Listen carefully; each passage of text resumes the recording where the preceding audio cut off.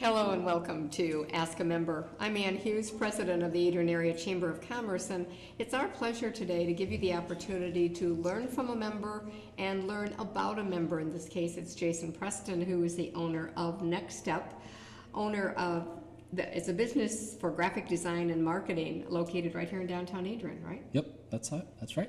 Okay, where are you located? Right downtown on Main Street. We're in the Joanne Steele building. She's got about 6 different businesses in that building, and we have an office on both the first floor and the second floor. So. Okay. Why 2 offices? Well, one area is kind of the meeting room where I meet with clients initially. The upstairs office is more of a production studio type where we take care of the signs and banners and any type of production stuff. So. Okay. Yep. Tell us about the business. How long you've been in business? What made you get involved? Started the business as a side business in 2003. At that time, I was working for a consulting group, just doing different freelance projects. And then I started a job up in Ann Arbor working full time and doing different projects. I kept kind of slowly building my clientele until it became full time, enough for me to do it full time in 2006. So we've been downtown Adrian for 5.5 years now, and staying busy and doing great. That's good. Yep. Now, have you always been interested in design? Yes, growing up I was always a traditional artist, I guess you could say. I always did drawings and paintings and coloring books and all that sort of stuff. And my mom always said I spent more time in what I called my office, and rather than playing with trucks or anything like that. So I was always sort of into the art aspect of it. And then my freshman year in college, I got into graphic arts, using a computer, and that's kind of where my love for graphic arts started. So. And then just upon that, working with different businesses and just building my knowledge. All the graphics courses I took at Siena helped me with doing what I do today. And then, of course, everyday experience working with businesses have kind of helped shape me into what I am, too. So. Jason, 10 years ago, submitted a design when we opened the Adrian Area Chamber. Mm-hmm. We did a logo contest with the Daily Telegram. And unfortunately, Jason came in second, which he still keeps reminding me about. That's right.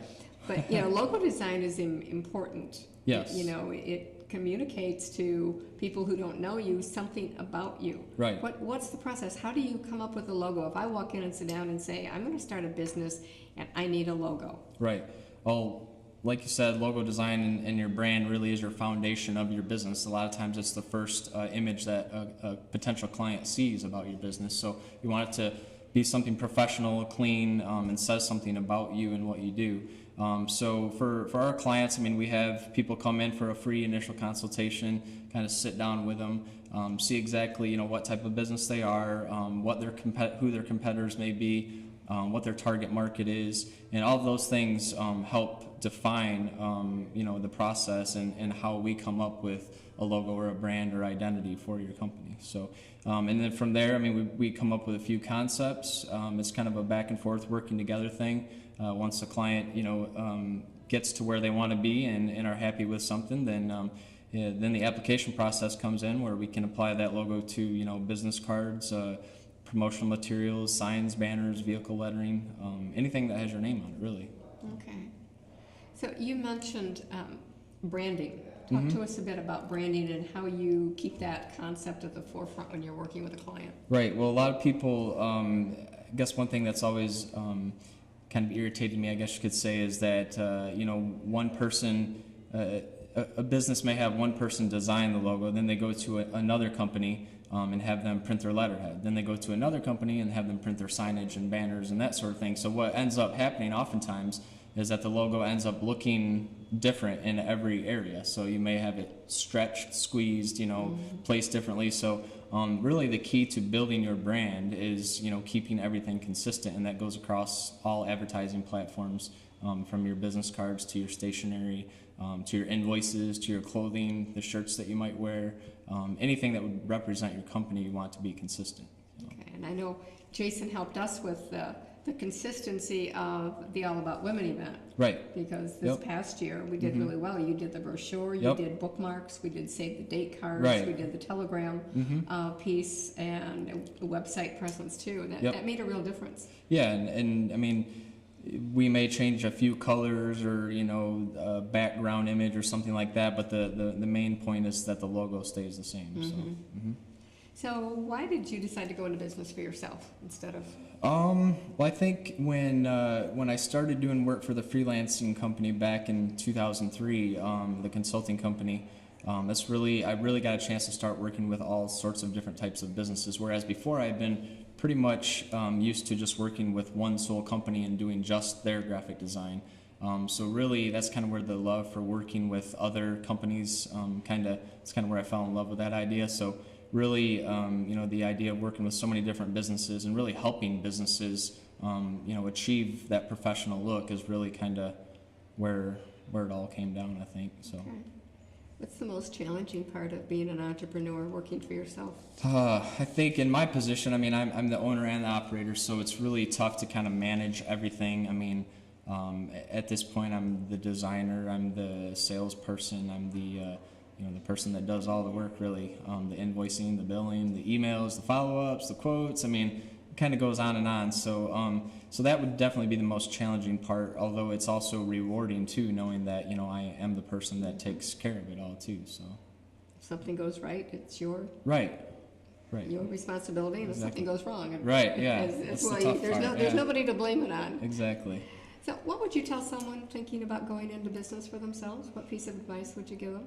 I think the big key for me has just been, I've always had strong willpower and strong drive, and I've always been a very motivated person. So definitely determination and motivation is where it's at. You have to want to succeed. You kind of have to maintain that image of your goal in your mind, and just